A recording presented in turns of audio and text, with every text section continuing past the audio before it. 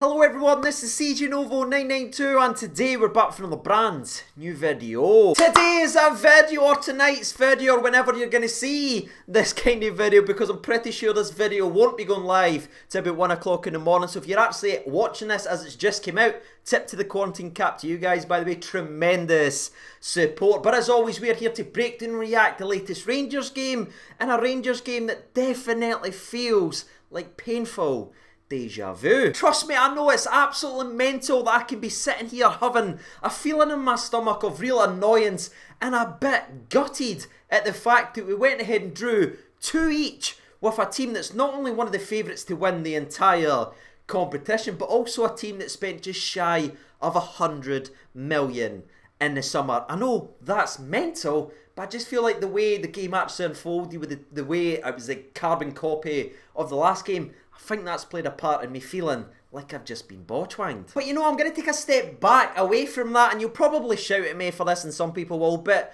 when I actually take a step back and I look at the group and what these 2 results actually mean, again, having us top of the league because of the head-to-head, we scored more goals at their ground, so we actually have the edge on Benfica going into the last 2 games. It is in our hands now to go ahead and win the last 2 games and finish top of the group. And I think if you asked any of us that, and I know that's a bit of a cop-out to say sometimes, but I do think it is important sometimes to mention, if you'd have offered us that going into this doubleheader with Benfica to have it in our hands to top the group, I think every single one of us would say, yes please, we'll take that. And again, I feel the exact same as a lot of people that's going to be clicking on today's video. I am feeling disappointed in the way the game actually ended, but can honestly anyone watching today's video look at that performance from every single one of those Rangers players and fault any of them for what they gave to all of us out there on that actual part? Honestly, despite the fact that we conceded the 2 late goals, I can't look at anybody and say, nah,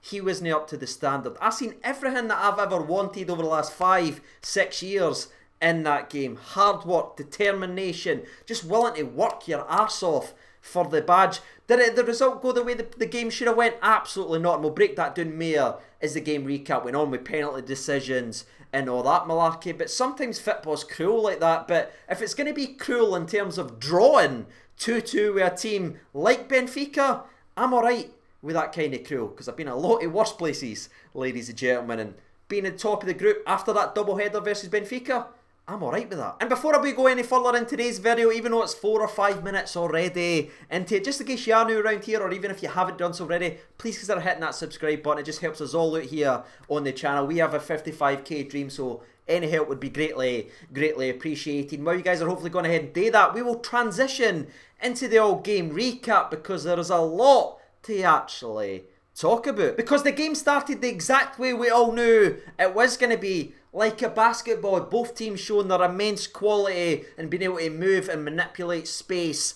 on the football park. You saw that for the first whistle, and thankfully the pendulum swung our way in the 6th minute after some brilliant build-up play that eventually goes out to Alfredo Morelos, who does a beautiful wee pass inside to Barisic, who's done his man beautifully, and his cross is to perfection, and Kamal Roof is up early, gets his head on it. I think it's in, but somehow the goalkeeper saves it and palms it into the air. And what's just absolute mental is the guy who's in the 6-yard box to get to the end of that palming is a right back, Tavernier. Now, he is at such a different level to everyone else on the planet right now that he actually uses the bar to find Scotty Arfield and grab himself another. It's immense, lads, but the guy clearly meant it. Tavernier headers it onto the bar, the ball drops to Scotty Arfield, and Arfield actually gets a volley on target. I couldn't believe it, but he's there, he's dropping the salute, and he's made up for his couple of mistakes that he made in the away game versus Benfica. And that goal was absolutely massive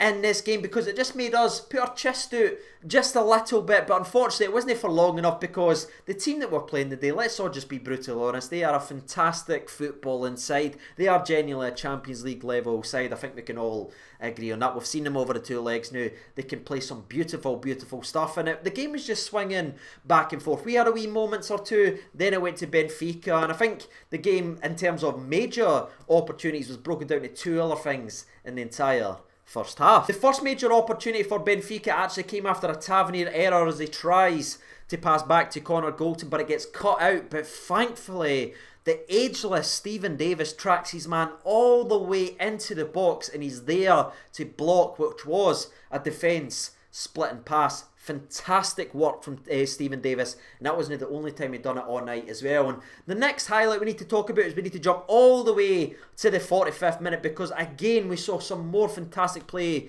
from Benfica as they get the ball down the left hand side. And now the pass is good, right, but he passes it into Silva, and the touch on this laddie right here, see if they'd have scored there, and I went, there's nothing we could do. That is a world class first touch to get in and away for your defence. But I'm so proud to be able to say Balogun matched that fantastic first touch to get away from the defender by somehow getting back and sliding in and doing a perfect block slide challenge to stop them from making one each. And that took us to half time, and I'm sitting back going, that challenge right there from Balogun is absolutely unreal. And like I said, that took us into half-time, and at half-time I'm sitting 1-0 up versus Benfica. Again, the game is flowing back and forth like a basketball game, like we talked about in yesterday's preview. But something that was really impressing me was the hard work and the digging in of our football team. I thought we matched them, I thought we pressured them at the right times, I thought everyone was sticking to their task. And I know I fired this out a couple of times on social media, but Ryan Kent, right, I know he doesn't always get the stats that a lot of people look for in an attacking wing, and oh, he should be doing this, he should be doing that. This laddie is just so much more than just the regular run-of-the-mill skillful attacker. This is a laddie that's got all that quality and who can be selfish. Honestly, he could stand up there, no baller to track back, nobody would say anything because he's got that attacking ability. But he has the mindset and he wants this so badly that he's willing to track back, defend, block, put pressure on, intercept the ball so much. And this game was a perfect example of just how much of a complete player Ryan Kent actually is. Now, jumping into the second half, it was going to be interesting to see how Rangers started, and if we could start maybe getting on the ball a wee bit more and start pinging some passes a bit. But no, Benfica came out with a point to prove, and they nearly made it one each right away from literally the 47th minute after a long throw into the box. It gets flicked on and volleyed, but thankfully it just goes a whisker wide. But that was an early sign that they were really coming out in the second half, and they really did. But their immense attacking quality wasn't the only team on the park who's a bit immense, people, because we are as well. And in the 62nd minute of this game, we could and should have had a penalty kick after Kamarouf, again, the work rate, the effort, everyone buying in. He gets in, stuck in, wins the ball, drives forward. Now, I do think he should probably pick out the pass early to Ryan Kent, but it doesn't matter. He drives closer to the box, whips a ball in. Vertonghen literally goes like this, like he's in the Thriller music video, hits both hands, no one, he hits two right in front of the linesman. The replay on BT Sport was absolute perfection, because the guys literally look at it to right, this kid, look at you, my wee flag, look, I didn't use it though. It's clearly a penalty kick. The referee's looking for the linesman, he's gone like that, and the linesman's like, yeah, barking, absolutely barking for the linesman. But what I really liked is we didn't feel sorry for ourselves, because less than 5 minutes after we should have had a penalty kick to make it 2-0, we had another bit of Rangers class in the Europa League this season. It's brilliant build-up play. Balogun fires a long ball over to your man Glenn Kamara, and he does brilliant to keep the ball in with a first-time backheel pass to your man Barisic, who finds Kamarouf, and I'm thinking to yourself, right son, just go for it, go for it. By God, did he go for it? He shifts it onto his right foot, makes about that much space, and just buries it top bin. Like, honestly, it was so far buried, I thought the Undertaker was going to rise up and do that wee eye hang that he actually does. Fantastic finish for Kamarouf, underlining his quality again. And at that point, 2-0 up, you're saying, Rangers actually deserve this right now. And for the next 10 minutes, nobody could argue with that, because we were cruising and controlling the game of football. But I thought during that period right there is when the level and maybe the energy level started to drop just dangerously low. They made a lot of changes. They brought fresh people in, bringing people worth 30-40 million onto the park. That's what's going to happen when you play a team of that quality in Benfica. And we didn't make any changes, and I think that did come back to haunt us, because everything these players gave in the game, man, just, they were absolutely on their feet at that point. But even in saying that, in the 78th minute, it's just a sere cruel goal